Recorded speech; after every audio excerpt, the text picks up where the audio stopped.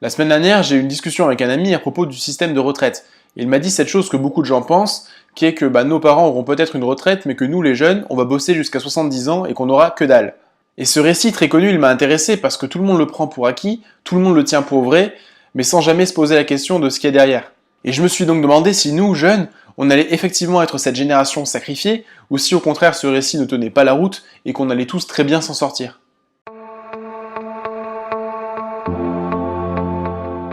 En France, on a un système par répartition. Ça veut dire que ce sont les actifs d'aujourd'hui qui payent pour les retraités d'aujourd'hui. Donc lorsque vous cotisez, cet argent va à une caisse commune qui va ensuite être redistribuée aux retraités. Et ce système, il est public, obligatoire. Vous n'avez pas le choix, vous êtes obligé de payer et de faire ce qu'on appelle de la solidarité intergénérationnelle. Mais depuis plusieurs décennies, ce système est vivement critiqué. En cause, le vieillissement de la population qui fait qu'on a de plus en plus de retraités par rapport au nombre d'actifs. L'explication, ce sont les générations nombreuses du baby-boom, celles qui sont nées dans les années 50-60, après la guerre. À l'époque, les gens faisaient énormément l'amour, et ils faisaient davantage d'enfants. Et ces générations nombreuses arrivent désormais à l'âge de la retraite et contribuent à déséquilibrer financièrement le système. Face à ce déséquilibre, les hommes politiques ont plusieurs options. La première, c'est d'augmenter le nombre d'années de cotisation, et c'est d'ailleurs l'option privilégiée par les hommes politiques, puisqu'il y a quelques années on était encore à 37 ans et demi, et qu'aujourd'hui on est à 43 ans. Deuxième option, baisser le montant des pensions de retraite. Alors cette option, elle a également été utilisée, pas de manière directe, on n'a pas dit du jour au lendemain on va baisser de 10% les pensions. En revanche, on a changé le mode de calcul des retraites. Lorsqu'on calcule votre retraite, on détermine ce qu'on appelle un taux de remplacement, c'est-à-dire le montant que vous allez percevoir comme pension par rapport aux revenus que vous touchez en tant qu'actif. Le problème, c'est que par rapport à ce que vous touchez il y a 25 ans, au cours de ces 25 années, il y a eu de l'inflation, il y a eu des gains de pouvoir d'achat. Voilà, la société, d'un point de vue économique, a évolué. Et donc, comment on fait? Quelles règles on choisit? Auparavant, lorsqu'on choisissait de déterminer votre pension de retraite, on se basait sur l'évolution du pouvoir d'achat. Ça veut dire que lorsque la société voyait son pouvoir d'achat augmenter, les retraités étaient valorisés d'autant. Or, on a décidé avec les réformes libérales de changer le mode de calcul. Désormais, c'est basé sur l'inflation. Et forcément, l'inflation progressant moins vite que le pouvoir d'achat, à ce moment-là, les pensions de retraite ont également progressé moins vite que le revenu des actifs. Troisième option, et c'est mon option préférée à titre personnel, c'est le taux de cotisation, c'est-à-dire le montant que va cotiser chaque actif. Pour moi, c'est l'option la plus importante et la plus intéressante. Pourquoi? Parce qu'en fait, le taux de cotisation, il va correspondre à la part du gâteau de la richesse qu'on va allouer aux retraites.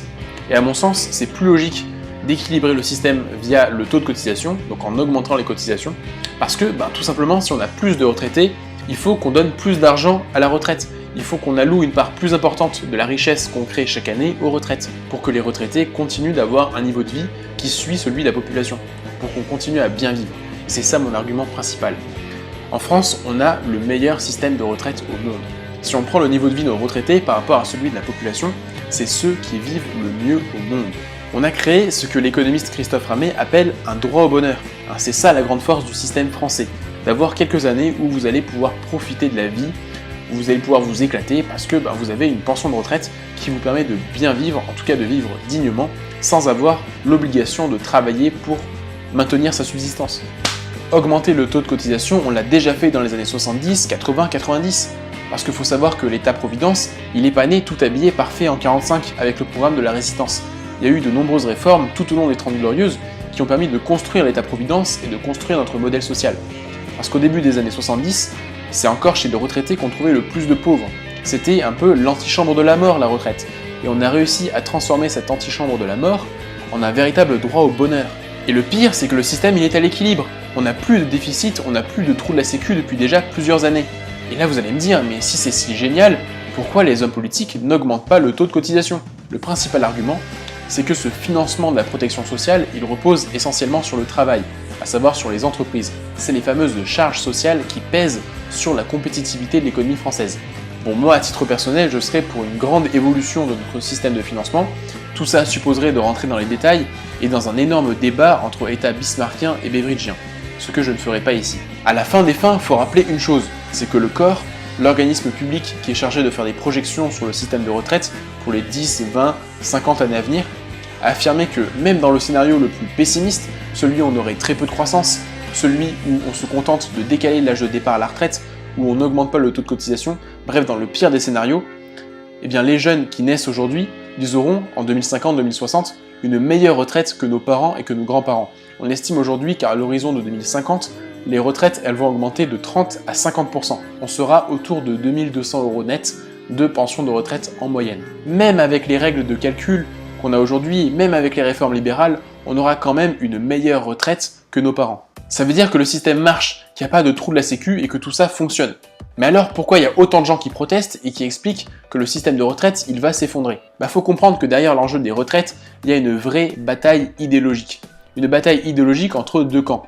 D'une part, ceux qui veulent défendre le système de retraite actuel, qui estiment que c'est normal d'avoir un principe de solidarité parce que tout le monde doit avoir une retraite, et que ce système il est plus sécurisant, il permet à tout le monde d'être sûr d'avoir une retraite, et finalement il est plus efficace. Et puis il y a un autre camp, et ce camp c'est ceux qui défendent un système par capitalisation, où finalement c'est chaque personne, chaque individu, qui va épargner tout au long de sa vie pour sa propre retraite. Et dans ce système-là, en fait, on passe par la finance, on passe par des fonds de pension qui vont investir sur les marchés financiers.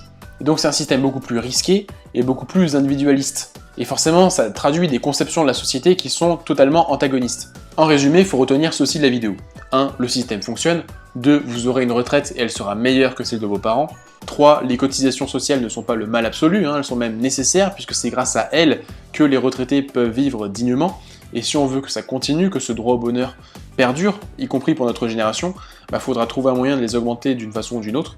4, c'est que la retraite fait l'objet d'une bataille idéologique entre deux camps, l'un conservateur, libéral, qui défend une conception très individualiste de la société qui passerait par la finance, et l'autre camp, celui des socialistes, qui défendent un système public, solidaire, basé sur la sécurité et sur le droit de chacun à disposer d'une retraite. Voilà, c'est tout pour aujourd'hui. Si vous avez aimé cette vidéo, n'hésitez pas à mettre un pouce en l'air, à vous abonner et à la faire partager. Et si jamais dans votre vie tous les jours vous rencontrez quelqu'un qui se met à chouiner sur le système de retraite, sortez-lui des arguments, dites-lui que c'est faux, dites-lui que le corps, l'organisme public qui évalue les scénarios de retraite, a affirmé de manière claire et nette, c'est basé sur des données scientifiques, qu'on aura tous une retraite, qu'on naisse aujourd'hui, qu'on ait 30 ans, qu'on ait 50 ans, on aura tous une retraite. Le système a été pensé pour que tout le monde ait une retraite.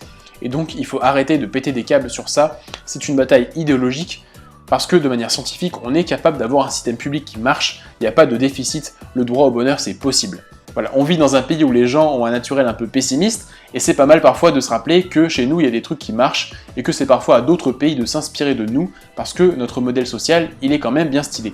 Ciao les gens, je vous dis à bientôt.